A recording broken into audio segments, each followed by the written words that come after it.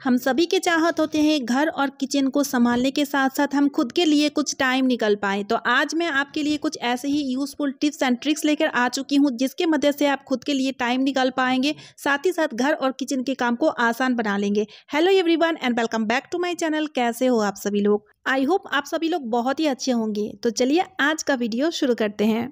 तो कभी कभी क्या होता है, जब हम मार्केट से ज़्यादा करके बैगन ले आते हैं तो ये कुछ ही दिनों में सूखने लगते हैं, क्योंकि बैगन जो है ना वो फ्रिज में रखो या बाहर रखो सूखते बहुत जल्दी हैं और सूखी हुई बैगन का सब्जी टेस्टी भी नहीं लगती है। तो इसके लिए ऐसा क्या किया जाए ताकि इसको लंबे टाइम तक स्टोर करके रखा जाए। अगर घर में ज़्यादा बैगन आ चुका है तो आप क्या कीजिए, ले लीजिए कुकिंग ऑयल। कोई सा भी आप कुकिंग ऑयल ले सकते हैं और इस तरह से बैगन में अच्छी तरीके से ऑयल को लगा दीजिए। तो ऑयल लगाने से क्या होगा, अब ये सूखेगा नहीं। लेकिन जब आप इसे फ्रीज में रखोगे तो आपको क्या करना है, इस तरह से बैगन को पॉलीथीन में डाल देना है और गांठ लगा दीजिए। और फिर आपको और एक काम करना है, चाकू या फोक के मदद से छोटा छोटा छेद बना देना है ताकि इसमें से हवा पास होते रहे। ठीक है, नहीं तो फिर पसीने से यानी कि स्टीम से बैगन खराब भी हो जाएगा, सड़ भी जाएगा। ध्यान रखिएगा, बहुत ही यूजफुल टिप है जो आपका बहुत ही काम आएगा। तो चलिए अब देख लेते हैं अगला टिप। हम सभी के घरों में होते हैं बहुत सारे चार्जर, फोन, ड्रीमर, लैपटॉप, काफ़ी सारे चार्जर होते हैं और यूज होने के बाद इसे रखते भी हम कुछ इस तरह से एक ही साथ में, जिस कारण एक केबल दूसरे केबल के साथ उलझते बहुत ज़्यादा है और साथ ही में देखिए जगह भी बहुत घेर लेता है और बहुत ज़्यादा जगह क्लटर भी हो जाता है। वैसे तो आपको मार्केट या ऑनलाइन में इस तरह का केबल को ऑर्गेनाइज करने के लिए ऑर्गेनाइजर बहुत ही बड़ी तरीके से यानी कि ईजिली मिल जाएगा, लेकिन आज मैं आपको एक फ्री का जुगाड़ बताऊंगी। इसके लिए हमें चाहिए इस तरह का प्लास्टिक बोतल, कोल्ड ड्रिंक्स बोतल या पानी पीने का बोतल हो सकता है, कोई भी हो आप ले लीजिए। सिर्फ उसका माउथ वाली जो पार्ट है ना उसे हमें काट के निकाल लेना है। और फ्रेंड्स सबसे मजे की बात यह है कि इसे बनाने के लिए हमें ना कोई ग्लू या कोई सा भी डेकोरेटिव चीज़ों की ज़रूरत पड़ेगी। तो इसी तरह से देखिए दूसरी वाली जो बोतल है उसको भी मैंने कट कर लिया है और फिर उसके बाद बोतल की जो मिडिल वाली पार्ट है इसे हमें काट के निकाल लेना है और इसकी तली वाली पार्ट को भी हम काट के निकाल देंगे, यानी कि इसकी तली वाली पार्ट और ऊपर वाली पार्ट कटा होना चाहिए।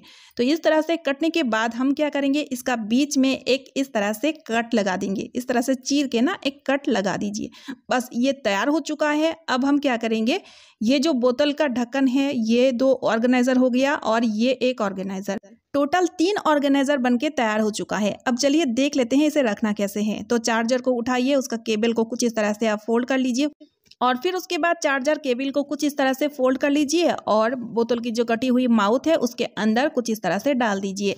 इससे आप देखिएगा कि बहुत ही बढ़िया तरीके से ये ऑर्गेनाइज हो जाएगा, अच्छे से सेट हो जाएगा और ये बिल्कुल भी फैलेगा नहीं। तो इसी तरह से आपके घर में जितने भी चार्जर है उस हिसाब से आप बोतल को कट करके इसी तरह से सभी चार्जर को आप ऑर्गेनाइज करके रख सकते हैं। अब देखिए ये जो लैपटॉप का चार्जर है इसका वायर बहुत ज़्यादा मोटा है, इसके लिए हम बोतल की जो कटी हुई पार्ट है ना उसका इस्तेमाल करेंगे। तो ये भी बहुत ज़्यादा फैलता है, तो बस आपको कुछ नहीं करना है, इसी तरह से इसके अंदर डाल देना है। फिर सभी के सभी चार्जर बहुत ही अच्छी तरीके से ऑर्गेनाइज हो जाएगा, कम जगह पे रख पाओगे और साथ ही साथ इसका एक केबल दूसरे केबल के साथ बिल्कुल भी उलझेगा नहीं और फ्री का जुगाड़ है जिस वजह से एक भी पैसा खर्च नहीं होगा। उम्मीद करती हूँ कि ये वाला ट्रिक आपका बहुत ही ज़्यादा काम आएगा। तो चलिए फ्रेंड्स अब देख लेते हैं अगला यूजफुल टिप। और इस टिप में मैं लूँगी आइस के टुकड़े, 2-2 करके 4 आइस के टुकड़े हाथों की तलवे में रख लूँगी और एक छोटा सा एक्सरसाइज क्रिएट करूँगी। तो कभी कभी क्या होता है, बहुत ज़्यादा सिर दर्द होता है, खासतौर में माइग्रेन की वजह से अगर सिर दर्द होता है ना तो बहुत ही ज़्यादा पेन होता है।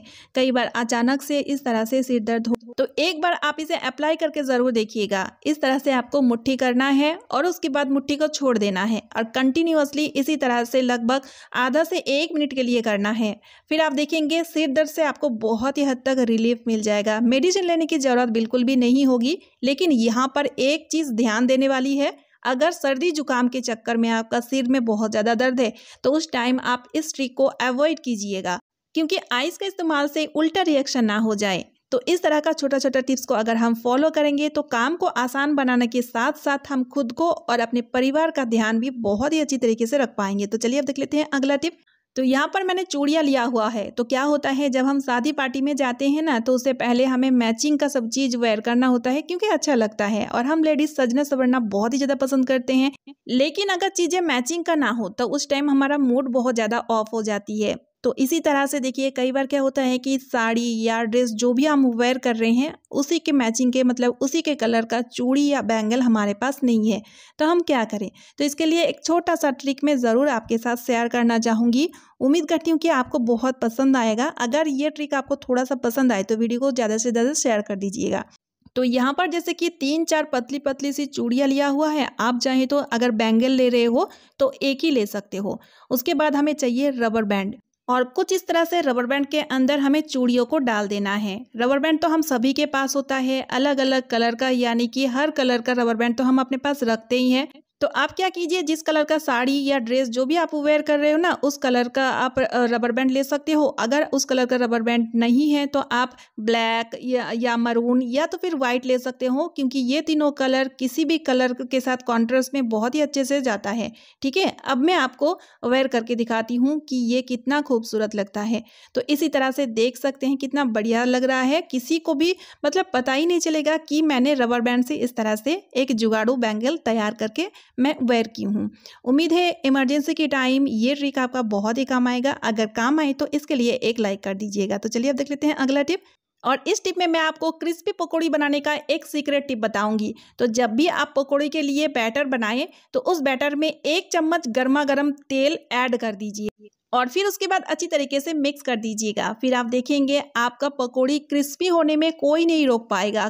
क्योंकि कभी कभी क्या होता है, कभी कभी पकौड़ी बहुत ज़्यादा सॉफ्ट बनती है और कभी कभी क्रिस्पी बनती है, लेकिन अगर आप इस ट्रिक को फॉलो करेंगे तो हमेशा ही आपकी पकौड़ी क्रिस्पी बनेगी। ये ऐसा ट्रिक है जो कोई किसी को नहीं बताते। तो चलिए अब देख लेते हैं अगला यूजफुल टिप। मिक्सर ग्राइंडर का इस्तेमाल हम सभी लोग करते हैं और यूज़ होने के बाद किचन प्लेटफॉर्म में इस तरह से हम रखा करते हैं। और अगर किचन में चिमनी ना हो तो किचन के बाकी सामानों के जैसे ग्राइंडर भी बहुत ज़्यादा स्टिकी हो जाता है। डेली हम कपड़े से इसे पोंछने से भी इसका स्टिकीपन को हम बिल्कुल रिमूव नहीं कर पाते हैं और इलेक्ट्रॉनिक चीज़ों को हम पानी से नहीं धो सकते हैं। तो इसका स्टिकीनेस को दूर करने के लिए मेरे पास एक बहुत ही बढ़िया सा उपाय है। लेना है टैल्कम पाउडर और टैल्कम पाउडर को लेकर के ग्राइंडर के चारों ओर स्प्रिंकल कर देना है, यानी कि छिड़क देना है। क्योंकि टैल्कम पाउडर किसी भी तरीके की ऑयलीनेस को एब्जॉर्ब करके बहुत ही अच्छी तरीके से क्लीन कर देता है। क्योंकि आपने देखे होंगे जब कपड़े में ऑयल वगैरह गिरता है तो तुरंत हम टैल्कम पाउडर डाल देते हैं, क्योंकि टैल्कम पाउडर ऑयल को बहुत अच्छे से एब्जॉर्ब कर लेता है। क्योंकि टैल्कम पाउडर का एब्जॉर्बिंग पावर बहुत ही बढ़िया है। तो इस तरह से देखिए कपड़े की मदद से हल्के से रब कीजिएगा तो फिर आप देखेंगे ग्राइंडर पूरी तरीके से स्टिकी फ्री हो जाएगा, यानी कि अच्छे से साफ हो जाएगा। जितने भी ऑयल लगा हुआ होगा वो अच्छे से रिमूव हो जाएगा। उसके बाद अगर आपको लगे कि पाउडर का हल्का सा दाग है, थोड़ा सा डल लग रहा है, तो आप कपड़े को थोड़ा सा गीला करके इस तरह से पोंछ लीजिएगा। फिर आप देखेंगे ग्राइंडर बहुत ही अच्छे से साफ हो जाएगा और इसके लिए आपको ज़्यादा मेहनत भी करने की ज़रूरत बिल्कुल भी नहीं होगी। उम्मीद करती हूँ कि ये ट्रिक आपका बहुत ही काम आएगा। अब ग्राइंडर से रिलेटेड मैं आपको दूसरा ट्रिक भी बताऊंगी, क्योंकि कई बार क्या होता है जब हम ग्राइंडर का इस्तेमाल लेकर के सेक वगैरह बनाते हैं तो आप देखिएगा अगर कुछ फूड पार्टिकल इसमें लगा हुआ होता है ना, तो इसमें चींटी वगैरह बहुत ज़्यादा लग जाती है। कई बार तो छोटी छोटी सी कॉकरोच मिक्सी के अंदर घुस जाती है और मिक्सी के जो अंदर वाली पार्ट है उसको खराब कर देती है, जिस वजह से मिक्सी पूरी तरीके से खराब हो जाता है। तो इसके लिए एक छोटा सा ट्रिक लेना है, टैल्कम पाउडर और थोड़ा सा हल्दी, दोनों चीज़ों को अच्छी तरीके से मिक्स कर लीजिए और इस मिश्रण का यूज लेंगे हम चींटी और कॉकरोच को भगाने के लिए। जहां पर भी आप ग्राइंडर रखते हो ग्राइंडर के आसपास इस मिश्रण को आप छिड़क दीजिए। और अगर चींटी या कॉकरोच ग्राइंडर के अंदर है तो अंदर भी आप डाल सकते हैं। इससे ग्राइंडर खराब नहीं होगा बल्कि चींटी और कॉकरोच को पूरी तरीके से दूर भगाएगा, क्योंकि इस मिश्रण का स्मेल चींटी, कॉकरोच या छोटी मोटी सी कीड़े किसी को भी पसंद नहीं होते हैं। तो इस तरह से इस मिश्रण का इस्तेमाल लेकर के आप चींटियों से या कॉकरोचों से मिक्सर ग्राइंडर को बचा सकते हैं। उम्मीद है कि ये ट्रिक भी आपका बहुत ही काम आएगा। तो चलिए अब देख लेते हैं अगला यूजफुल टिप। तो बिस्किट के जो ये छोटे छोटे पैकेट आते हैं ना, खास तौर में बच्चे लोग इस तरह का छोटी छोटी पैकेट का बिस्किट खाना बहुत ही पसंद करते हैं, यानी शौक से खाते हैं। लेकिन इस पैकेट को जब कुछ इस तरह से फाड़ते हैं ना, यानी कि इस तरह से फाड़ के जब बिस्किट को खाते हैं, इनमें से कुछ बिस्किट को नहीं खा पाते हैं जब, तब इस बिस्किट को रखने का बहुत झंझट होता है। कई बार कंटेनर वगैरह खाली नहीं है और क्या करें, तो इसको हम किस तरह से रखें और हवा लगने से ये बिस्किट बहुत ज़्यादा सॉफ्ट हो जाएगा। तो इसके लिए एक छोटा सा ट्रिक लेना है आपको, फॉइल पेपर का एक छोटा सा टुकड़ा, और इस फॉइल पेपर के मदद से बिस्किट की जो कटी हुई पार्ट है उसे हमें सील करना है, यानी कि इस पैकेट को हम सील कर लेंगे ताकि इसके अंदर हवा ना घुसे, बिस्किट में हवा ना लगे और बिस्किट सॉफ्ट बिल्कुल भी ना पड़े। तो इसकी जो कटी हुई पार्ट है ना, वहाँ पर इस तरह से फॉइल पेपर को रखते हुए मोड़ लीजिए। फिर आप देखेंगे इसकी जो कटी हुई पार्ट है वो अच्छी तरीके से बंद हो जाएगा, जिस वजह से हवा नहीं पास होगा। और इसको आप रख लीजिए और जब खाना हो तो इसको निकालिए और खाइए। है ना कितना यूजफुल आइडिया। उम्मीद करती हूँ कि ये आइडिया भी आपका बहुत ही काम आएगा। तो चलिए आज का वीडियो मैं यही पे एंड करती हूँ। उम्मीद है आप सभी को आज का वीडियो बहुत ही अच्छी लगी है। अगर वीडियो थोड़ी सी भी अच्छी लगे तो वीडियो को ज़्यादा से ज़्यादा शेयर कर दीजिएगा, एक लाइक करके मुझे मोटिवेट कीजिएगा, साथ ही साथ चैनल को सब्सक्राइब ज़रूर कर लीजिएगा। तो चलिए फ्रेंड्स, मिलती हूँ नेक्स्ट वीडियो में। Bye friends and thanks for watching.